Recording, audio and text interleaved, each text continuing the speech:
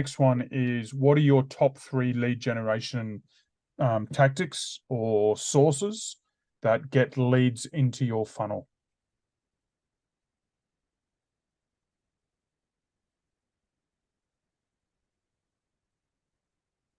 Say that again, Ed. What are the top 3 lead generation sources that get names and people into your funnel?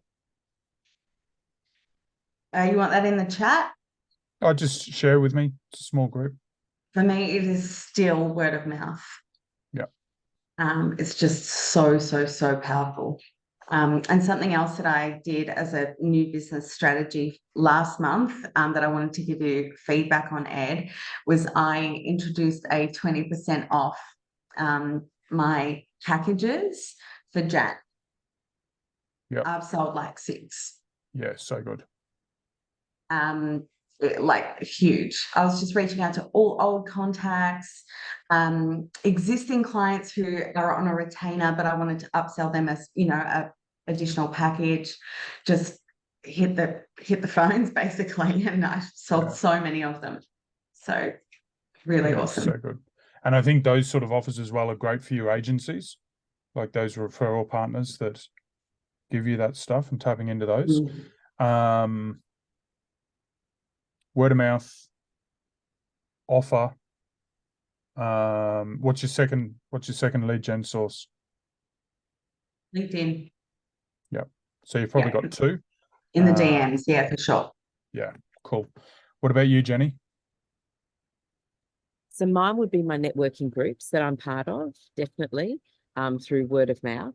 Other agencies, so certain collaborators that we work together with. And then LinkedIn is my other lead gen.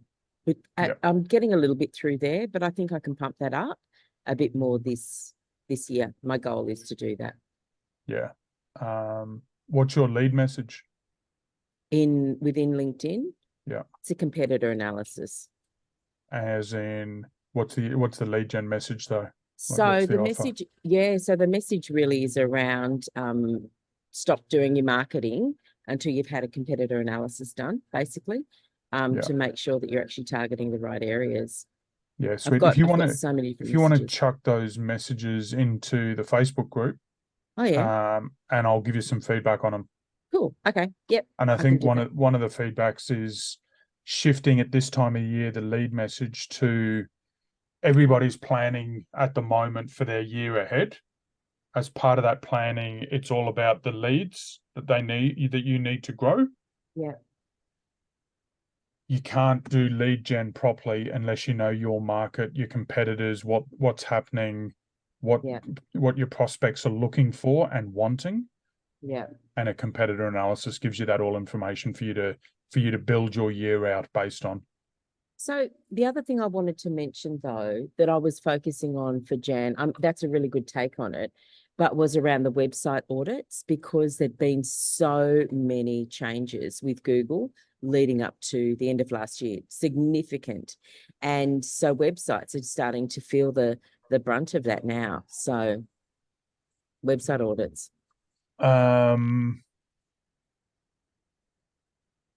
My gut feeling is website audits are a harder sell. Like, nobody wants a website audit. It's not an attractive thing. It's more of a pain thing. If they're in pain of their website, suffering from their website, they'll be okay with it.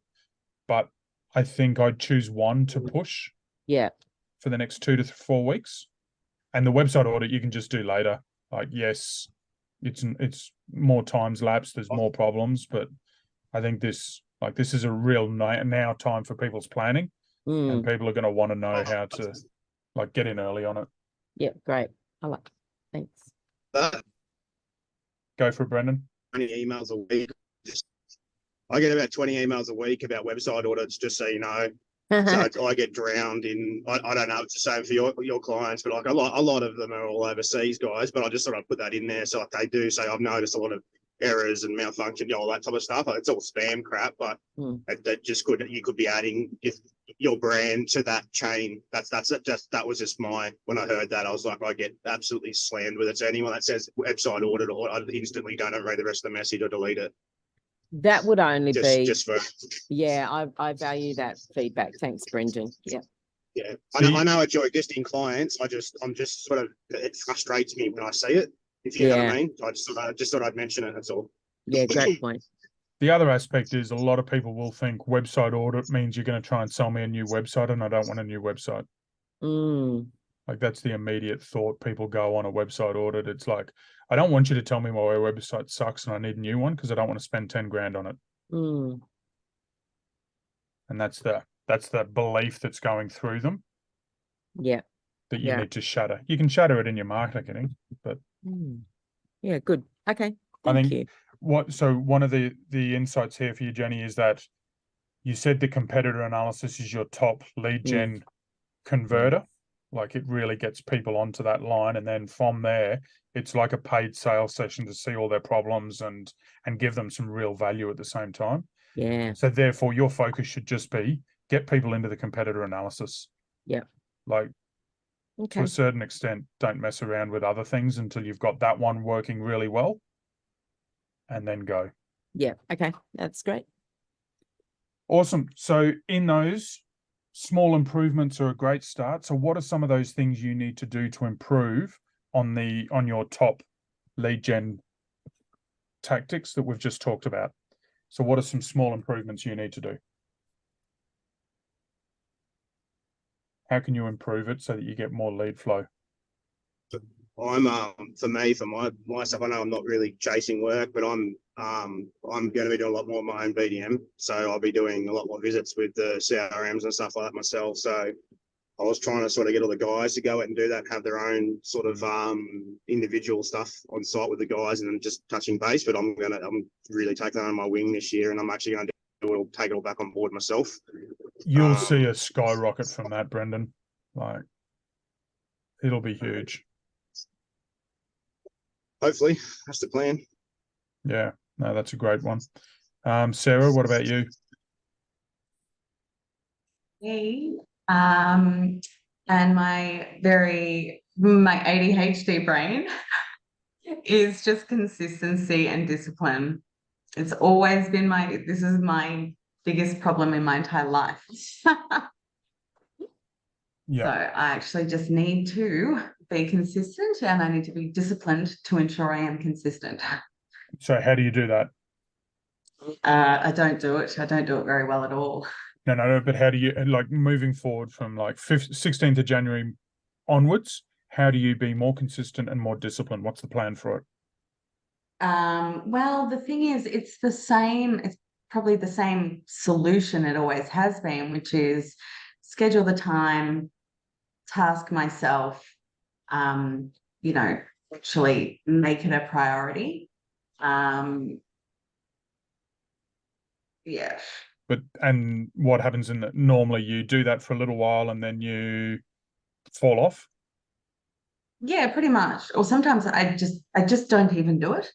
Yeah. Because I'll start getting leads in, and then, I've sold a bunch of consulting packages, so I'll start focusing on that and get bogged down. And then all of a sudden, 2 weeks later, I'll go, oh, whoopsies, haven't done any new business outreach. And I need new clients and Yeah, and I'm like, oh, hang on, those packages have now been paid for and rolled into this month, and now next month is looking a little empty, so I got to, inject a heap of energy to try and top up next month, and the cycle continues forever. And so how much time do you normally allocate?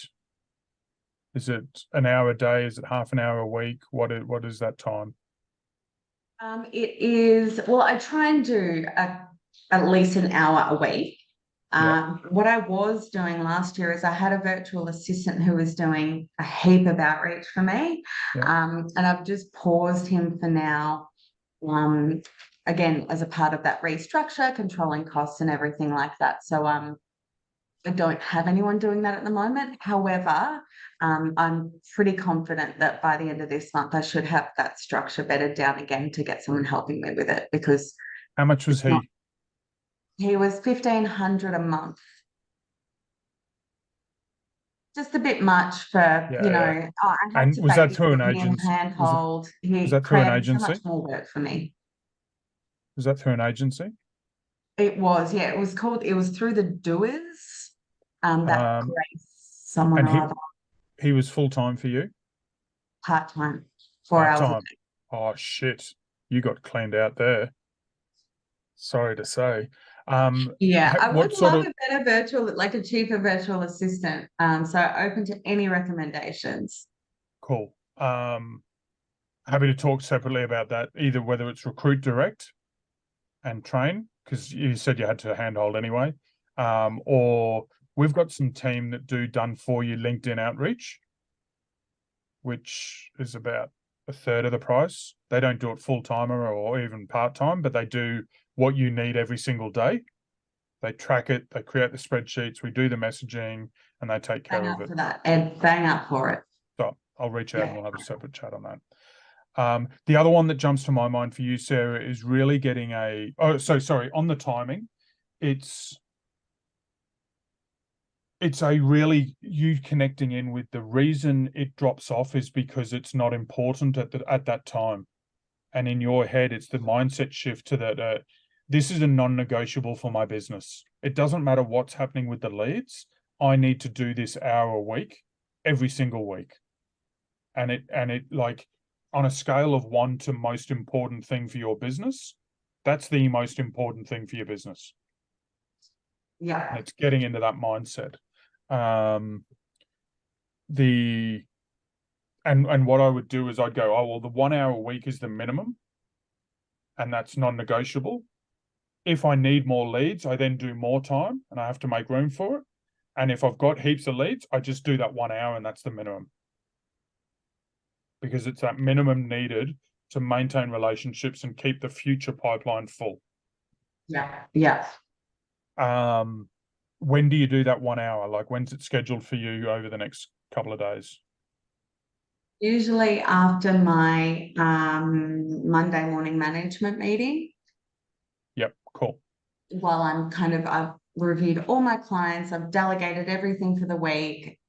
People are kind of busy beavers, then I can move on with my new business. So what I'd like you to do for the next month or so, and maybe even longer, is after you've done that hour on a Monday, either send me a Facebook message or email me saying done.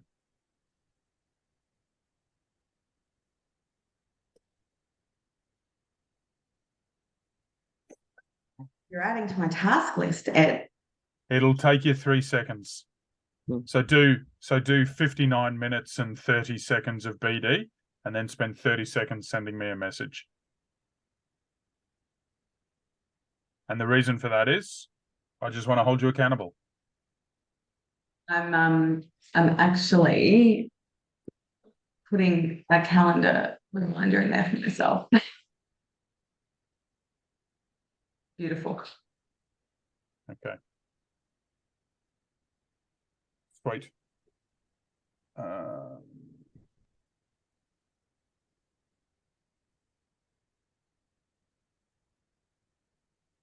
So I've just changed my screen to put that note in my calendar as well. Okay, sweet. So I think that'll be valuable for you. The other one that came up for me is your word of mouth. Like word of mouth is your number one lead gen source. So creating a system to create that, to create more opportunities and work out how to do that. Have you got any system at the moment? No, I don't. But as a part of my to-do list, I have these all of these old processes from this business consultant I hired years ago. And I found them the other day when I was doing all my process housekeeping. And so on my to-do list is to go through it. And there is a really, really good process I remember, which is I think it was like a month after bringing on a new client or something along those lines, where you do like a follow-up call with them. Yep. And you ask them to, refer anyone else that they know for your services. So I'm going to get onto that one. Yeah, sweet. In the portal as well, there's our referral system. So it's a Google Doc with all the steps in it. One of the most important ones is letting your clients know you're going to ask them for an introduction once they're happy with it at the start. So you do that at the start. I would tie it in with, hey, we want you to have a 5-star experience. So we're going to check in with you periodically to make sure you're getting that. That's the trigger for that month-in conversation. Hey, just want to check you're having a 5-star experience. How's everything going? Give us your feedback.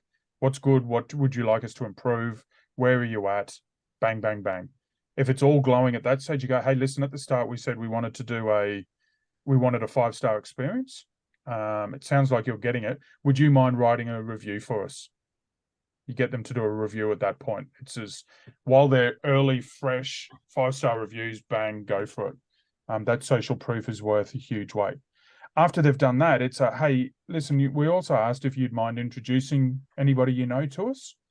You said that would be okay. Would you mind having a think about a couple of people you could introduce us to over the next couple of days? And I'll give you a call next week to see if you've thought of anyone. Is that cool? And I'd ask for 3. Like, can you think of 3 names? If they come up with 1, that's good. But yeah. And so that process is all in there. I'll get that to you as well. Thank you. But the more you can make the word of mouth a system thing where you know the actions that are going to trigger the outcomes, the easier it is for you.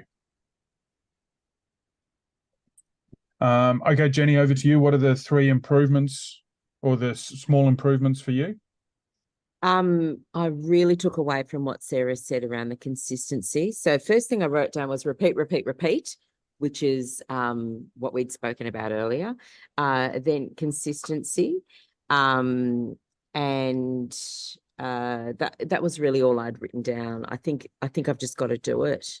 There's no. I think for you, because networking is such a strength of yours, but also a cornerstone of your lead gen. I think you need to improve your networking. Okay. And I think the Okay. way to improve your networking is through reducing your time in parts of your networking, which seems like a strange thing to say when networking is about time and relationship. But I think if you have more short interactions than a few big interactions, your networking will go through the roof. So the normal one-on-one dance card that you do in the BNI that takes an hour, like imagine if you just did 4 15-minute catch-ups. Like it quadruples the output you're getting. Most of these people you already have a good relationship with. So don't spend an hour with them. Like get 15 minutes, get them a bit more focused, and then you can also, because it's only 15 minutes, you can reschedule another one to go deeper on specific things. And just do that. So the mastering the art of the 15-minute catch up would be really powerful for you. Okay. And there's that training in the dashboard on it. There's the agenda, the script, the how to structure it and how to do it. It could also probably help you with travel time. Okay. Because if you're not going for coffees, you're not traveling. Cool. That's in the dashboard, you say? Yeah. Under the Accelerated Networking Program, Module 4. That'll be under the lead gen course.